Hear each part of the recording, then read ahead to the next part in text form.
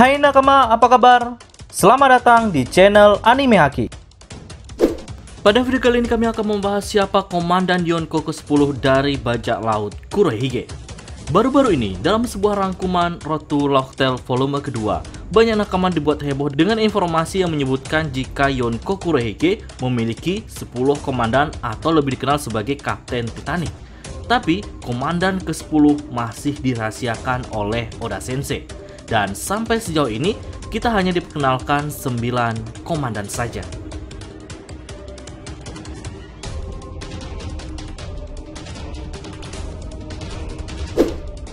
Komandan pertama dari bajak laut Kurohige adalah Jesus Burgess. Dia merupakan jurumudi dan kapten kapal pertama dari bajak laut Kurohige. Dia sering mengatakan jika dirinya sebagai juara dan menantang secara acak orang-orang untuk melawan dirinya, untuk membuktikan bahwa dia lebih kuat. Kedua adalah Van Auger. Dijuluki sebagai Supersonic, yang merupakan penembak jitu dari bajak laut ini. Ketiga adalah Dr. Ki, dikenal sebagai Malaikat Maut. Dia merupakan dokter dari bajak laut Blackbird. Ironisnya, dia memiliki tubuh yang sakit-sakitan dan membutuhkan kudanya untuk berjalan. Lucunya, kudanya yang bernama Stronger juga sama payahnya dengan Dr. Ki yang suka mabuk. Keempat adalah Avalo Pizarro. Ia juga dikenal sebagai Raja Korup. Sebelum direkrut oleh Kurohige, dulunya ia adalah salah satu penjahat yang diberi hukuman seumur hidup di level 6 Impel Down karena kejahatannya yang sangat kejam sehingga harus secara efektif dihapuskan dari sejarah. Lalu yang kelima adalah Lafitte. Selain sebagai komandan Yonko Kurohige, ia juga berperan sebagai navigator kapal. Keenam adalah Katarina Devon, yang dikenal sebagai pemburu bulan sabit. Ia merupakan bajak laut wanita paling berbahaya yang pernah dipenjara di Impel Down level 5. Dan wajar saja, untuk memperkuat bajak lautnya, Kurohige merekrut si Devon ini.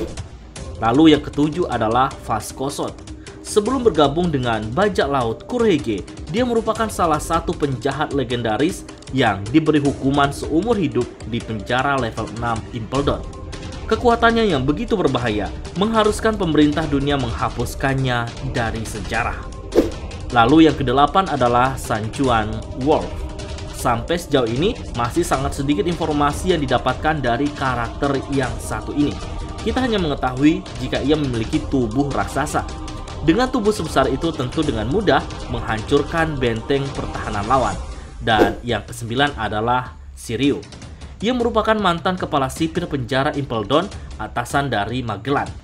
Namun, ia yang selalu haus darah untuk membunuh sehingga membuat banyak para tahanan yang mati oleh dirinya. Maka dari itu, ia harus ditahan di penjara Impel Down juga. Hingga pada akhirnya, ia memilih untuk bergabung dengan bajak laut Kurohige. Nah, dengan fakta bahwa 9 komandan atau Kapten Titanic Kurohige yang rata-rata bukan orang sembarangan, besar kemungkinan komandan yang ke-10 Kurohige juga orang yang cukup berbahaya.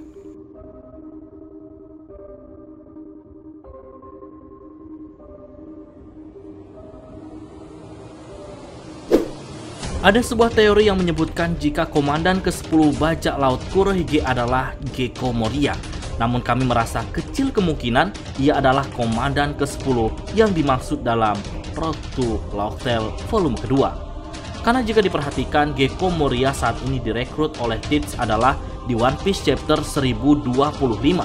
Sedangkan jauh sebelum itu di alur Dressrosa, tepatnya di One Piece chapter 737, Gage yang seorang penyiar Colosseum mengatakan kalau Kurohige didukung oleh 10 komandan atau 10 Kapten Titanic, dan salah satunya adalah Jesus Burgess yang saat itu sedang bertarung dengan peserta lain dalam perebutan buah iblis Mera-Mera no Mi. Dari sini sudah langsung mematahkan teori jika Gekko Moria adalah komandan ke-10 yang seperti yang diyakini sebagian fan One Piece. Nah, ditambah lagi, belum dikonfirmasi oleh Oda Sensei apakah Moria setuju bergabung dengan bajak laut Kurohige atau tidak. Karena jika kita pahami di One Piece chapter 1025, di sana Tit hanya mengajak Moria bergabung, sedangkan Moria sendiri belum menanggapi hal itu. Ditambah lagi, saat itu juga anak buahnya yaitu Absolum mati di tangan bajak laut Kurohige untuk diambil kekuatan buah iblis Suke no Mi yang dimiliki Shiryu saat ini.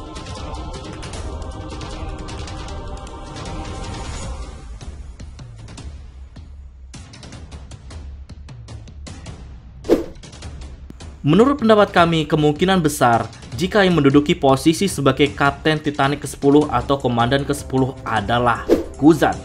Hal ini berdasarkan beberapa informasi yang Oda Sensei berikan di chapter-chapter terdahulu.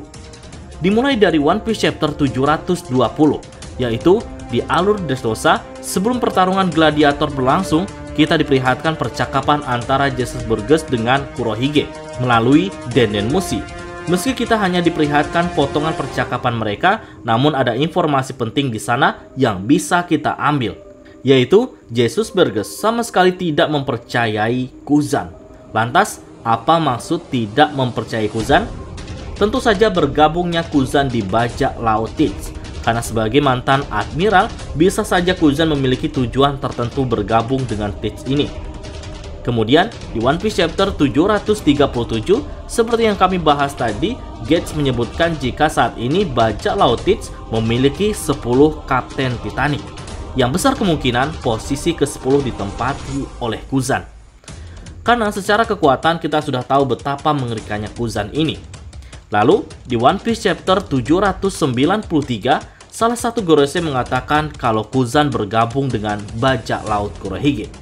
Nah, dengan menjadi salah satu Kapten Titanic, hal ini mengingatkan kami pada sosok Disdre yang juga mampu membuat Kaido percaya kepadanya hingga menjadi salah satu anggota Tobiropo.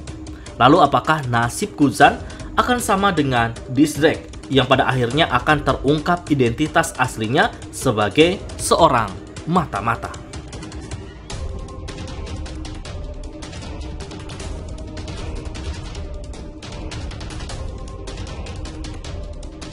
Masih ada kemungkinan jika komandan ke-10 Teach bukanlah Kuzan, karena Oda Sensei belum mengkonfirmasi secara langsung siapa orangnya.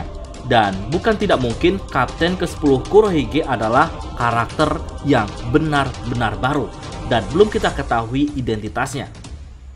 Kesimpulannya adalah, dua kemungkinan yang kami rasa paling masuk akal adalah antara Kuzan yang memang sudah disebut-sebut di beberapa chapter, atau memang karakter yang benar-benar baru. Tapi kalau Gekko Moria, sangat kecil kemungkinan dia orangnya, sesuai informasi pada One Piece chapter 737. Nah, bagaimana menurut nakama semua? Berikan pendapat kalian pada kolom komentar.